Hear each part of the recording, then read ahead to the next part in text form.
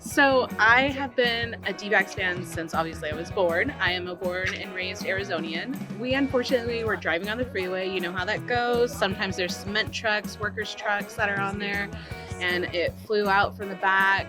The cement flew out and it hit our windshield. And I was like, I think we can handle it, and I'll take care of it. And my son is a very sensitive child, so when he saw the crack, he was like, "Mom, we have to get this fixed."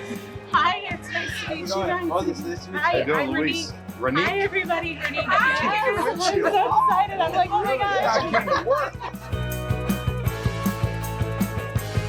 Okay, so look, you're the boss today, okay? Oh no. We came to change your windshield, your mom's windshield. So if I mess up, you let me know, okay? Okay. All right. Trust me, he will. This is awesome. Thank you guys so Well, I'll much. sign on that when we're done. Thank you. So you hang on to that. We're so appreciative of the whole Diamondbacks organization, and especially Luis Gonzalez, who actually did his first windshield replacement today for New Vision.